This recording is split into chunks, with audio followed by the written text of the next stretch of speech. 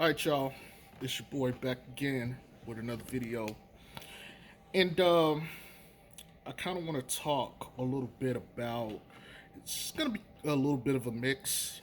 Partially what I talked about in my other video, post game analysis slash rant or whatever you want to call it, and a couple other things.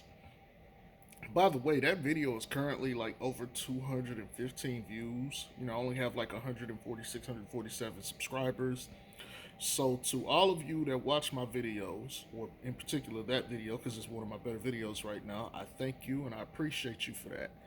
Um, so yeah, anywho, so it was announced that BI is going to be out for this game against Philly tomorrow.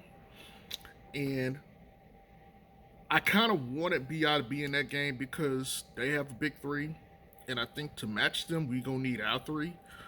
So with him being out, that's kind of like, that game ain't looking too good. But I'm gonna still put my faith in Zion and Zoe, and hoping or hopefully somebody on that bench unit step up. Now look, I know I gave Steven Adams hell in the last video and whatnot. I don't see how Hernan Gomez or Jackson Hayes could deal with Embiid. And I'm not saying that Steven Adams can deal with Embiid. I even made a video about 2 months ago where I said in the playoffs you're going to need Steven Adams against some of those bigger, bulkier elite centers because he's physical. He can get physical with them. Embiid is one of those kind of centers. Granted, he's in the East. So for me, not having Steven Adams for this matchup is going to hurt too. So I don't like the Pelicans' chances already. You know what I'm saying? They're going to have Ben, Tobias, and Embiid. We're going to go in with, Zoe and Zion and then just everybody else. So Zoe can't have another less than stellar game. Like, honestly, 14, 15 points ain't going to cut it unless he's getting like 13 assists or something to go with it. Hell, even 18 points, 20 points won't even cut it. Like, he's going to have to get somewhere in that 23 to 27 range for them to have a shot, along with getting assists and all the other things. Because Ben Simmons, he's a monster. Truth be told, we don't have anybody that could guard him, so I expect a big game from him. Embiid, we don't have anybody that can stop him, so I expect a big game from him. And Tobias Harris, at least with BI, I would feel like BI can kind of match him on the scoring tip, but I just don't see it. And they got some shooters on that team too. So this is not a game that is favorable for the Pelicans. And this is one of those games I had circled that I said is going to be one of the toughest outs. Like, this is going to be one of their L games. But you never know. Hello. Sorry about that. That's classroom bell. But, I don't have a class right now. So that's why I'm able to make this video. But anywho, so that game is going to be hell. If we win that game, we stole it. We stole it. I don't know. Like, we're terrible perimeter shooting, jump shooting guarding team. They got guys like Seth Curry on that team that can, light it up. I don't get how we win that game, defensively. If we manage to have a very good defensive game, I will be impressed. So, there's that. To my point that I made in my video, though, this is the opportunity to see what they can do, Zoe and Zion. And I know they played a game earlier this year and they got stumped. It was the second game of Zoe being back from that injury. And so he had a really good first game because he put up like 27, 9 and some change before he had to sit out the last minute because he got cramps. This game is going to be similar to that, and he'll have 2 days off of rest. Now, I was looking up the stats on Zoe with like 2 or 3 days of rest. And he seems to do pretty good after like this 2 days of rest. So we'll see. Historically he's had pretty good efficient shooting games. So hopefully there's more of that. Um, Having said that, Zion, I've told you guys, those huge front courts are gonna give him fits. They got Ben Simmons they can put on him, long, tall, athletic, uh, can get physical with you. He's pretty strong. I don't think he's stronger than Zion, but he's got enough bulk there that where he can be switched onto him at any time and he can give him hell. Then you got Joel Embiid, who is bigger and stronger, albeit not faster, but he has enough strength and he should be able to, cause Zion some fits too. They got two options to take him away.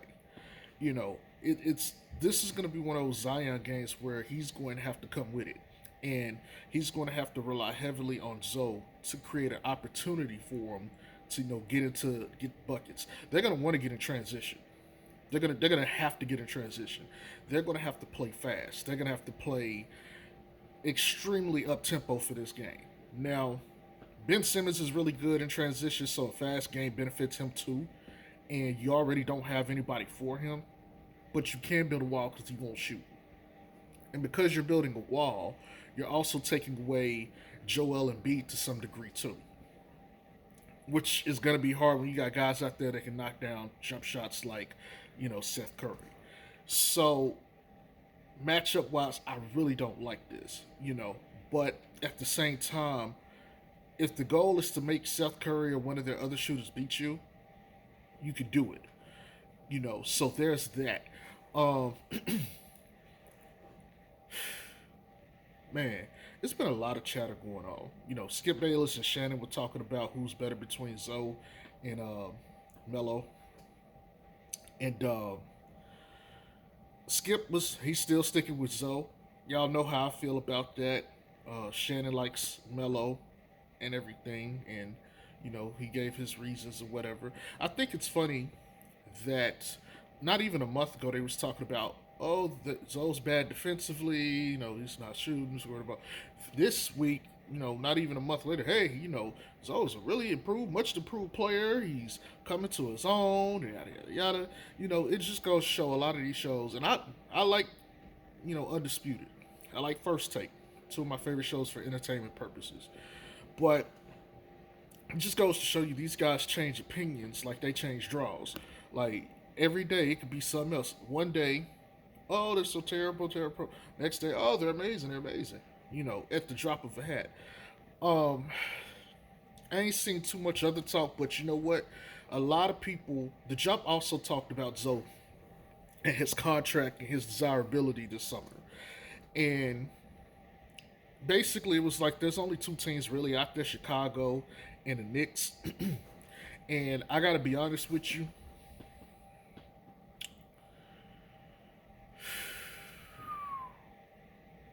Chicago's look like shit. Understandably so. Vooch don't play defense. And Zach LaVine has missed 11 games because of health and safety protocols.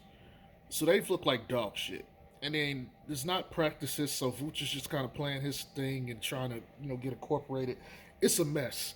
I imagine that team to look better next year, but they lost a lot of depth and a lot of defensive versatility in that trade. If Lonzo's going to go to that team, I don't get how that's any different in essence, of him having to cover defensively for those guys. In New York, however, the backbone of their team is defense. If you go to New York, the defense you don't have to worry about. They're going to be great defensively. They're already great defensively. The offense is where you hope to see massive improvement because now you got another shooter out there, you got a commander of the offense, and I think this will be a better fit for Zoe going forward in the sense that between Chicago and New York, it's not even a contest. New York is a much better place to play. And after this year, if you're a star, you got to be thinking, or not even a star, if you're a role player, you got to be like, okay, they got something nice over there. So I can go to a place, win games, and get to live in one of the best cities with the best fans in the world. That's got to look desirable. 2 years ago when KD and Kyrie were making their decision, basically you couldn't even get a seat with those guys. Now going forward, you're gonna have guys like Kawhi Leonard who could opt out, or Devin Booker, or some of these other guys that might be like, you know what, man, I'm tired of playing for these small teams and not getting recognition. Especially Booker. Booker be sitting in Phoenix barely getting into an All Star game because it's so crowded in the West. And then number two, it's nobody's giving respect. There's not enough fans to give respect to, a Phoenix team because they're not a major market. But if you go sit there, like look at Lonzo. If Lonzo were to go leave the Pelicans and go to the Knicks, well, let me frame this better, okay? If I don't know if you guys have noticed, but throughout Lonzo's career, when he has those stretches every year, it's like a high and then it kind of comes back down a little bit. The next year, wherever his high was, that seems to be his new baseline. And so his like new baseline next year should be around like 18 points a game, right? around 18, 8 and 7 or 18, 9 and 7, something like that. So if this trend continues next year, if you got a point guard who I'm struggling to think of any other point guard that has these things I'm about to mention to you guys. Good 3-point shooting, defense, top tier passer, top tier IQ. I'm struggling and can rebound. I'm really struggling to think of any point guards in league history who had all of those things. If you got a guy like that who's giving you like 18, 9, and 7 in the East on a New York squad, Julius Randle got into the play, got into All Star on New York. He got into it as an All Star in New York with all those fans, and he was putting up numbers, right? Imagine getting a point guard like Lonzo. These guys are still winning, and they're like a top 14, and you're putting up 18, 9, and like 7 on good 3-point shooting, good defense, all the other stuff. One, you're going to get a bunch of nationally televised games. That's always good. But if you're putting up these kind of numbers and you got like a huge franchise or fan base that's surrounding you and backing you, your opportunities to become an all-star increase dramatically. And if you're in New York and you're doing this, the entire league is going to be put on notice because you're such a huge market. So not just New York, but other teams and other coaches, they're going to see what that is.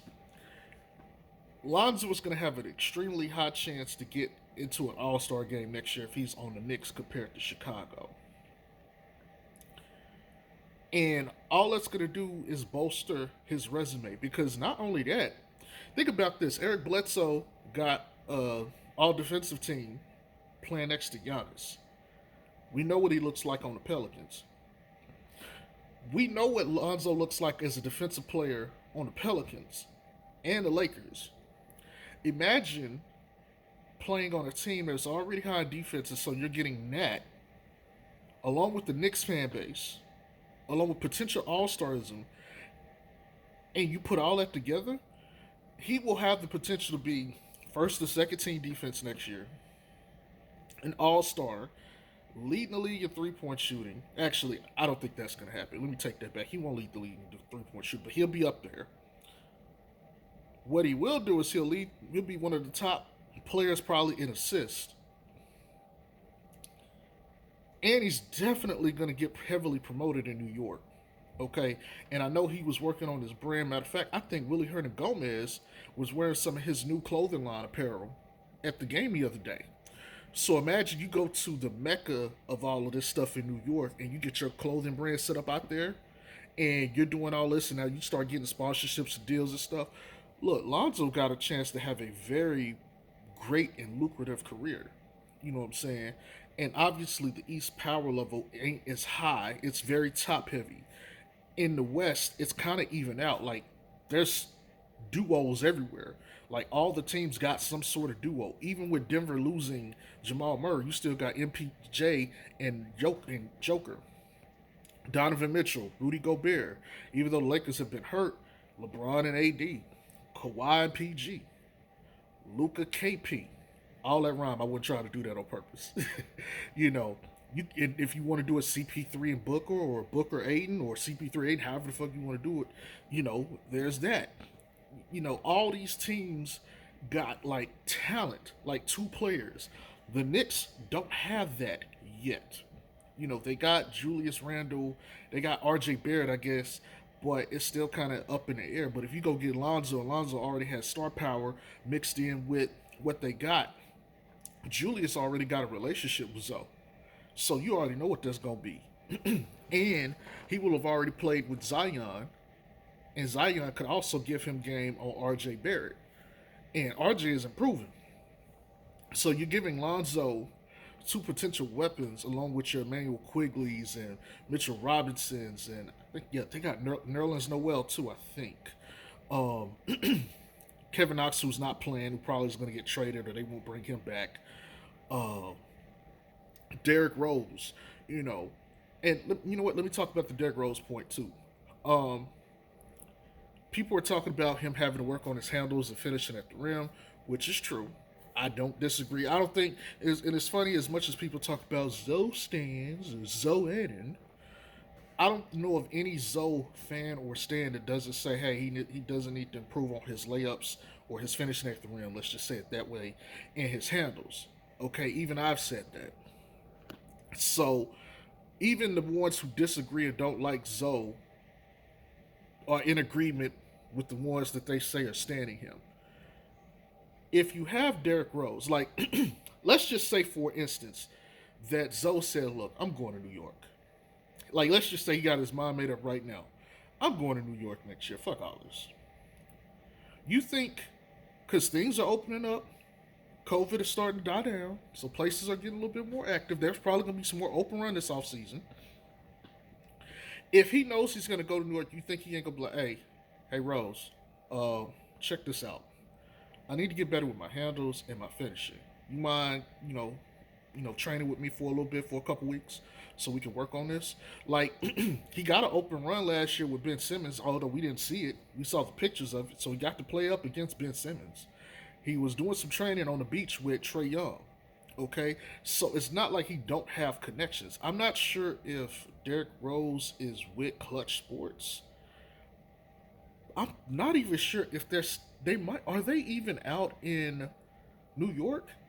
I'm gonna have to think about that.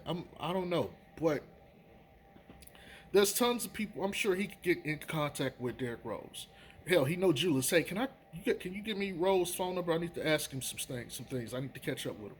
So you set up this stuff. Zoe can be out there training with Derrick Rose, and he can still do it with Key and the others. But you sitting out there, you getting that training, you're learning how to finish through contact at the rim, break down your defender.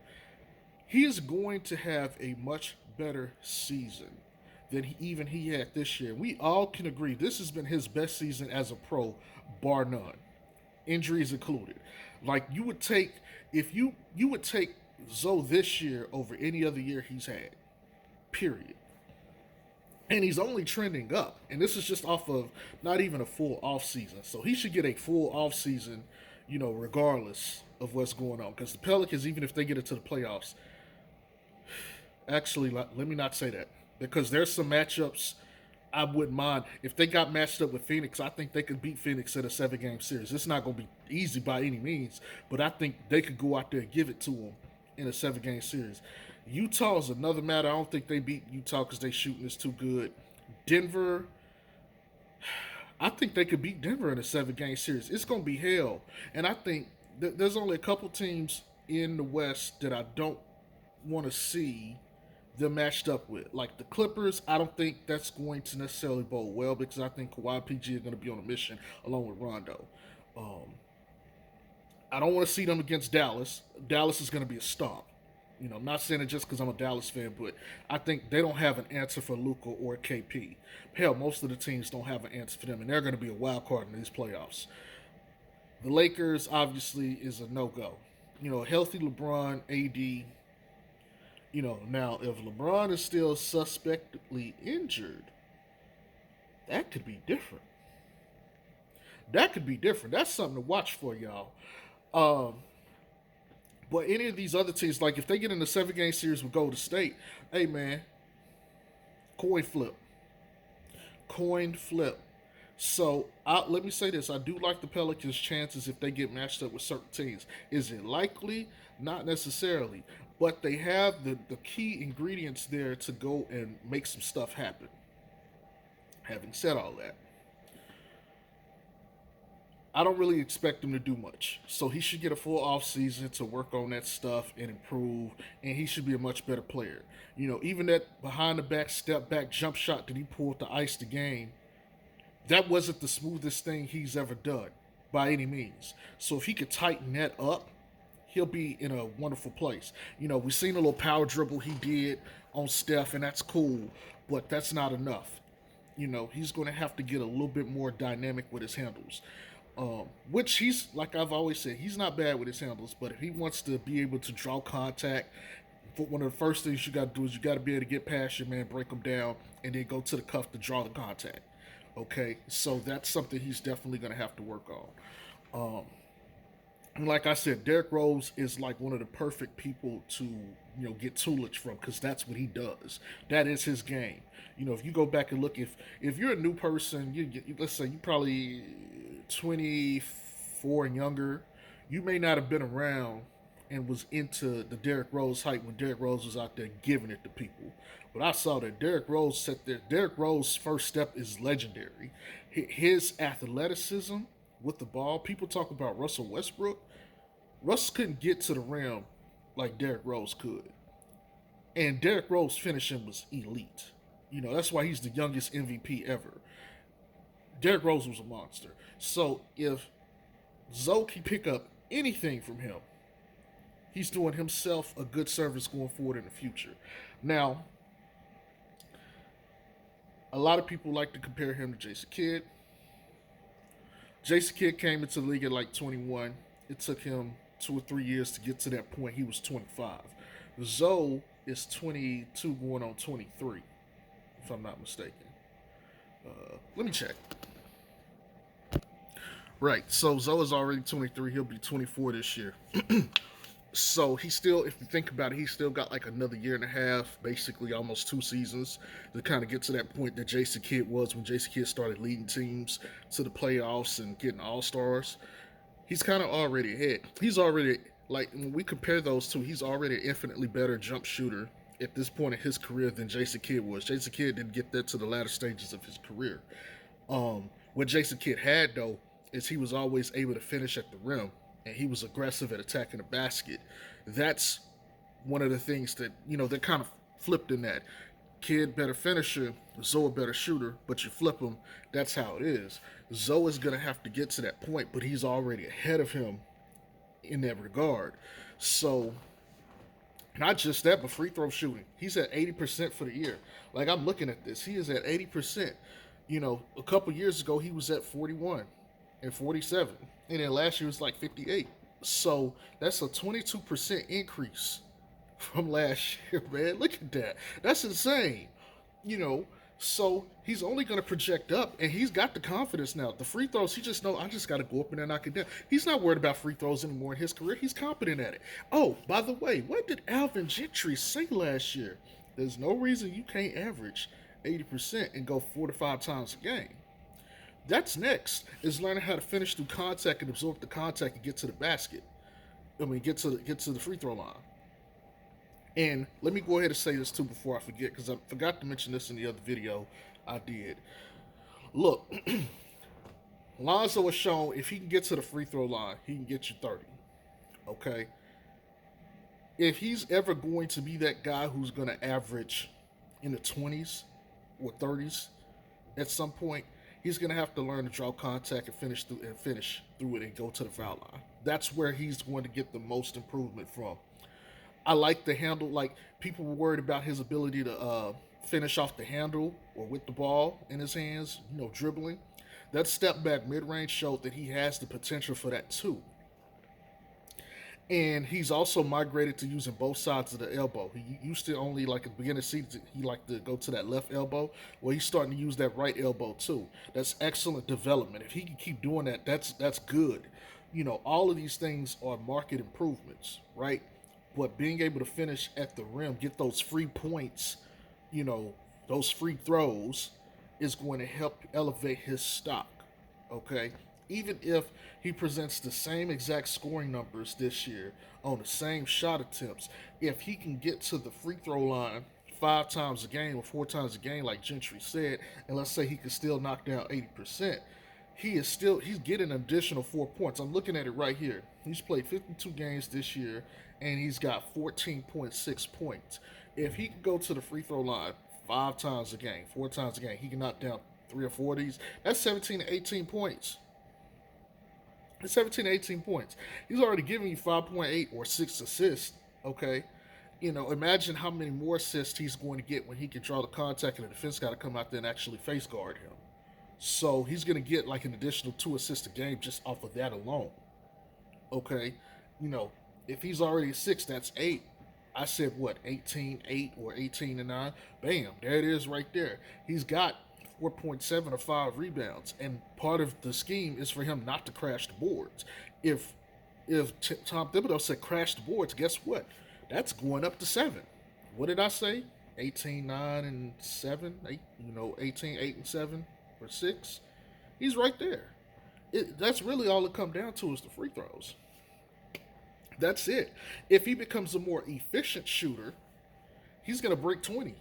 That's literally all it comes down to, is just getting more efficient shots. That's it. And that's going to come from finishing at the rim, learning how to draw the contact, learning how to finish through the contact, and working on your handles and taking care of the basketball, and tightening up on your dribble mechanics when it comes to shooting with the ball. That's it. That's really all he has left. That's all the development. And if you want to go and dig deeper, proper defensive technique, that's the other thing.